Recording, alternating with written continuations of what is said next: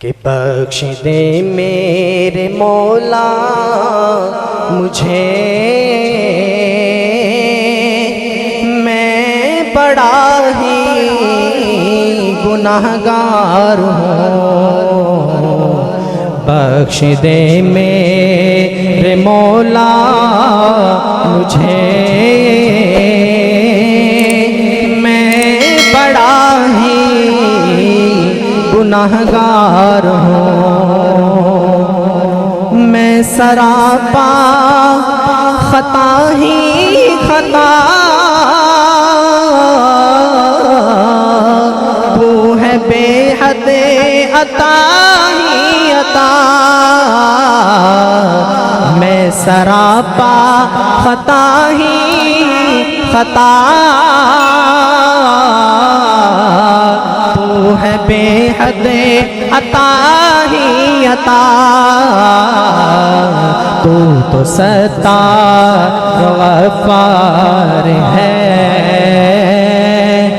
मैं गुनाहों का अंबार मौला मुझे,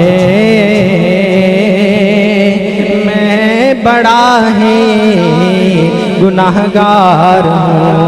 आखिरी शेर सुन ले। ये भी सच है कि गंदा हूँ मैं, कुछ भी हूँ तेरा बंदा हूँ मैं। ये भी सच है कि गंदा हूँ मैं, कुछ भी हूँ तेरा बंदा हूँ मैं। मेरे सीने में तौहीद है,